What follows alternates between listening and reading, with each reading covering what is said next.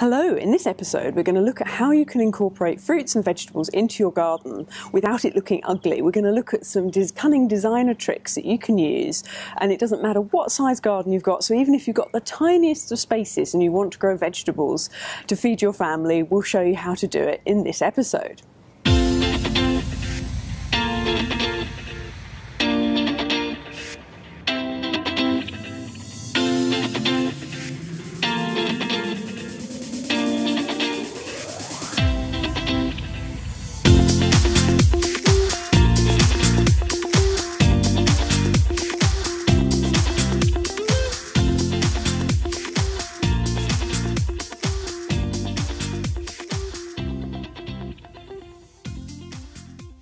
Now, as vegetables aren't my main area of expertise, I'm bringing on board for this episode a guest expert, Nikki Jabbour. Now, Nikki is a very well-known author and broadcaster. She's been a best-selling author with her book, The Year-Round Vegetable Garden, and she's going to discuss with us her latest book, which is called Groundbreaking Food Gardens, and we're going to be looking at some of the plans in the book that are the most inspiring and that will help you with your garden. And I'm very pleased to say that on page 134, you can see a garden that I've designed in Nikki's book. And we'll be going through that in more detail at the end of the show. And I'll show you how you can create a really attractive modern courtyard that is 100% food producing. Right, well, thank you so much for taking the time to talk about your fabulous new book. I was so excited when it arrived. Thank you. I'm so sorry it took so long to get there. It's okay. We've been working on this project for, well, is it 18 months? Is that how long it took? You know what? From start to finish, it was 2.5 years. Whoa! Yeah, so to finally see it in print, it was like, oh, wow! I know, finally. It took a long time, but yeah, the illustration process took like a lot of time towards the end, so. No, it's great. I've never seen a book quite like this. I've seen lots of just regular garden plans, but I thought it was genius to do it for vegetables because so many people are interested in that these days. And what have been the gardens that you find, or the plans that people have supplied you with, that surprised you the most and that you've learnt from? What are your favourites? Well, you're not allowed to say favourites, are you? But you know what I mean. Favourite child, I would get in trouble. I know, precisely. But, you know, which ones are you enjoying or surprised you a lot? Well, I hear a lot from people. I'm getting a lot of feedback on Facebook and Twitter and, you know, my radio show and just emails from people and comments from people. You know, Amy Stewart's cocktail garden is very popular. That's one of my favourites. Yeah, I think it's a big trend this year as well. Like, people are really, thanks to her book, The Drunken Botanist, which is such an interesting, fun read. You know, people are realizing, wait a minute, I can grow some of the things I want to drink. So, you know, not just making salads with their crops, they're also making cocktails and things now. So I think that's really interesting. And she includes, like, it's not just your typical, like, mint or your everyday kind of cocktail ingredient. She's got all these really neat berries and herbs and, you know, flowers that you can add to your cocktail. So I think that's really fun. And, of course, Joe Lample, the host of Growing a Greener World in the U.S., I mean, his palette garden, I've been getting a lot of comments about that as well, and a lot of people telling me that they're collecting palettes now to build some of these for their small space gardens. I loved his design, because both of those, both the Drunken Botanist garden and his garden, they're very pretty to look at, which you wouldn't necessarily think of for such a small space. And yeah, well, they both include lots of, you know, flowers as well. Yes. You know, like things like nasturtiums, edible flowers, and a lot of the really pretty vegetables, you know, like the leafy greens and stuff like that too. So yeah, no, Joe's very clever, and he mentioned to me recently that they have a video on their Growing a Greener, you know, World television online, their website, and that is their most frequently watched video, the palette garden. Really? It is. Yeah, that doesn't surprise me. No, I know, it's such an interesting project, and so easy and inexpensive to do.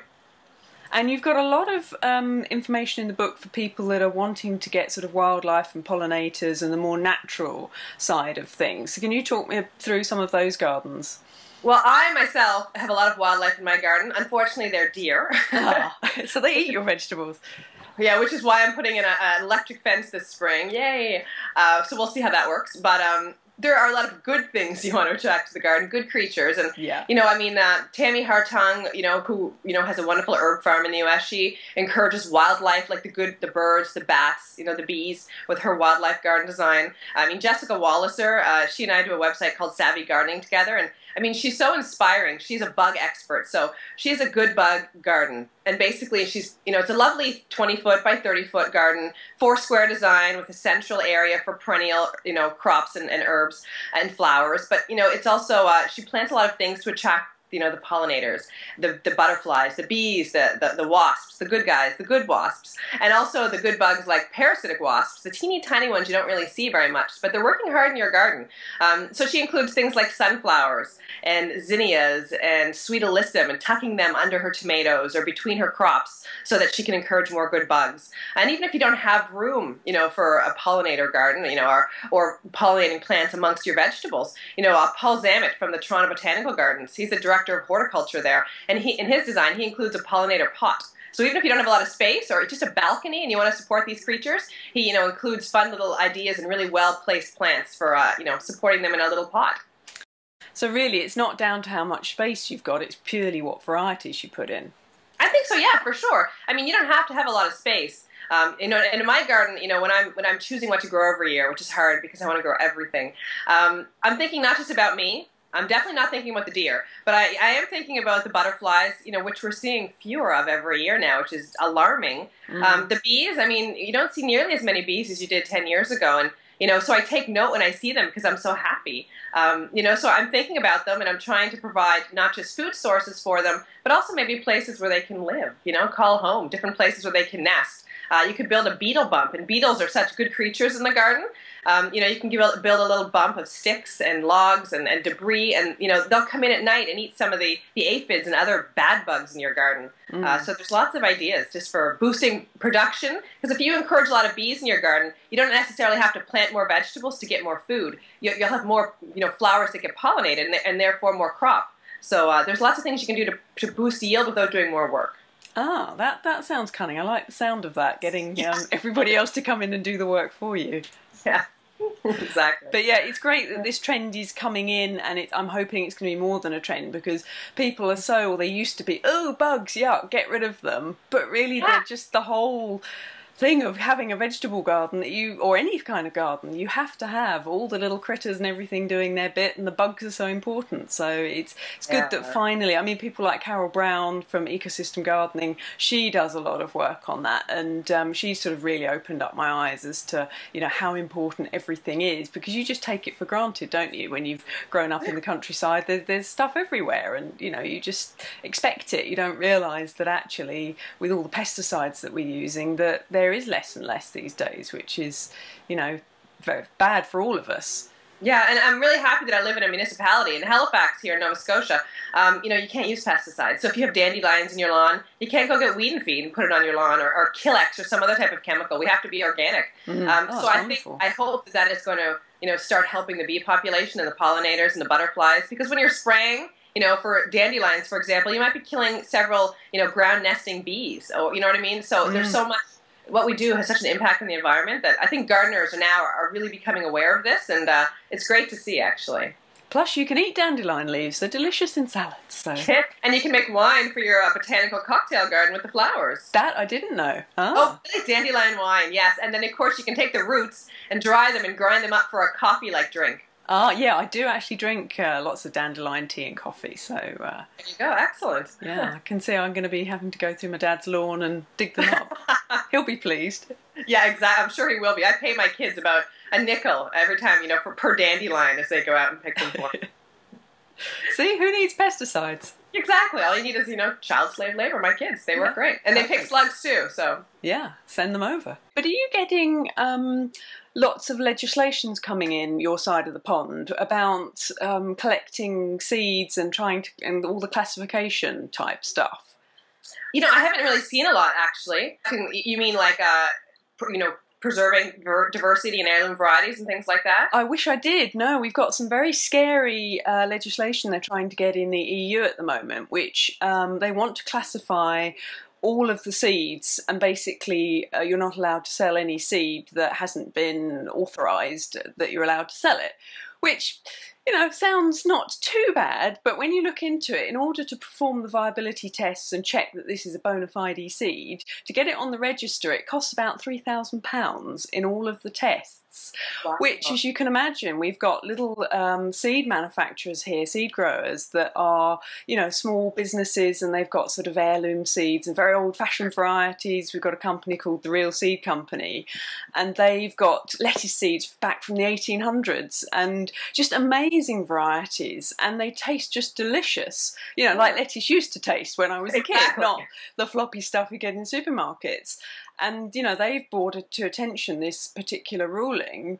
If seed manufacturers have to spend £3,000 per seed variety, our range is going to be so limited.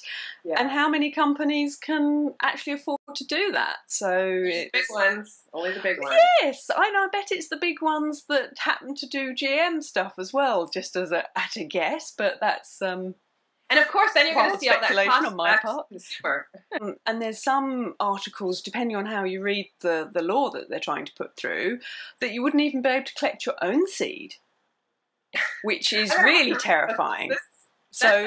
That's alarming. Yeah, that is really alarming. Well, please send me a link. Yeah, there's a lot of hoo-ha in the UK at the moment about whether we should leave Europe, and, you know, I can't say I had particularly strong feelings one way or another, but as soon as I read that thing on the seeds, it was like, oh my God. Yeah, I mean, that sounds, you know, something so simple like you mentioned, but really there's very long-reaching consequences if they're going to regulate, you know, who can save seeds and sell seeds. What else should we talk about? What else has been a really big hit in your wonderful book?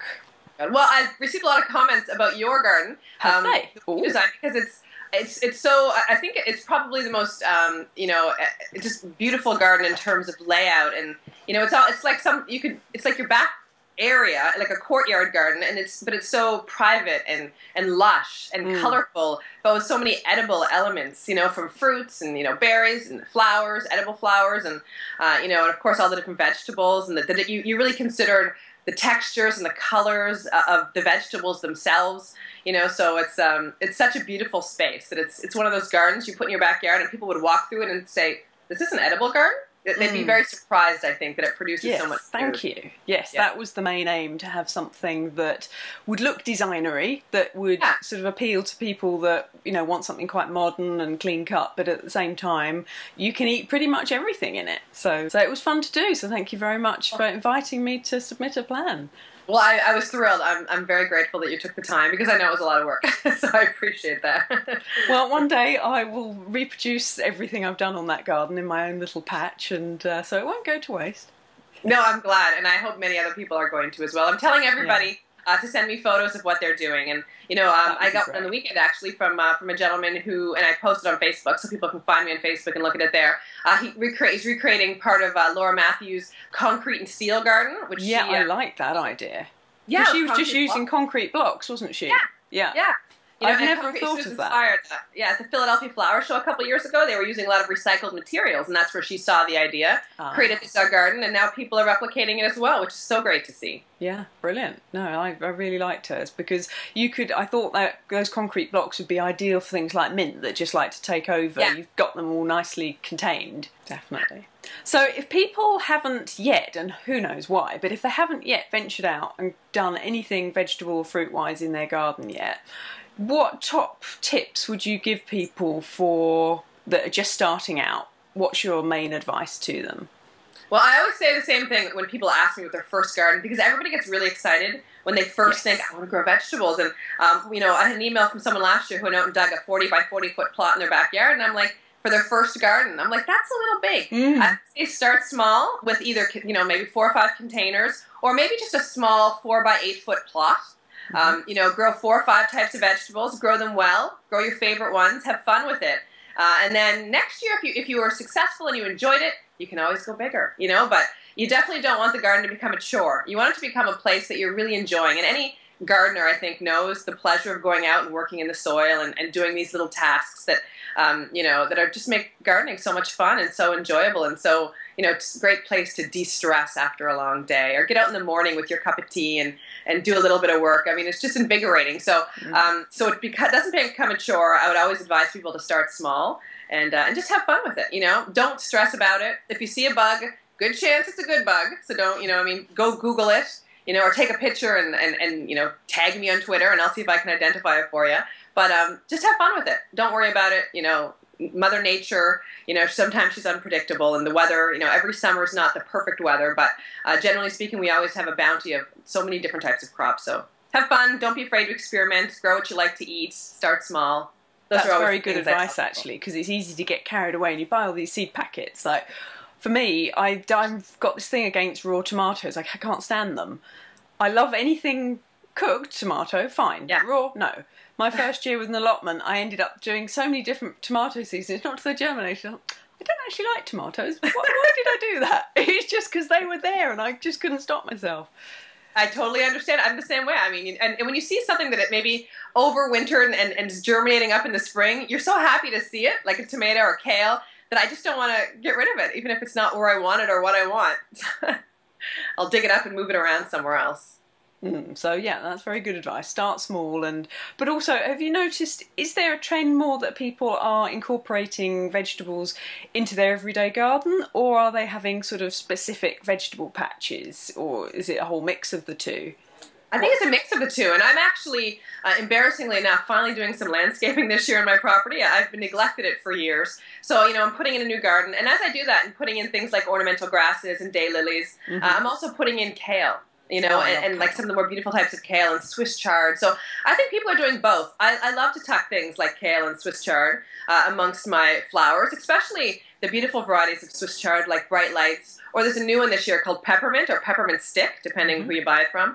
And it's just like the stems are hot pink with streaked with white, like a peppermint stick. And I mean, it has the same flavor as a regular Swiss chard, but it's very beautiful. Looks great in a pot, looks great in a garden, just very eye-catching. So I think you can do anything, whether you have your own specific, herb plot or, plot for your veggies, or you want to just tuck them amongst what you already have. If you have, perennials, you could put a lettuce edging along the front, maybe like green and red, or some curly parsley. There's a lot of edibles that are very ornamental, like as you've mentioned, as well as delicious. So, don't be afraid to interplant things together, even in a pot. You might have Swiss chard and lettuce mixed with some of your petunias. I mean, you certainly can do that. There's no rules, so do whatever makes you happy.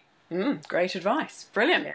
So, Nikki, if people want to come and check out you and find out more about your book, where's the best place they can come and contact you and read more about you? They can find me on nikkijabbour.com.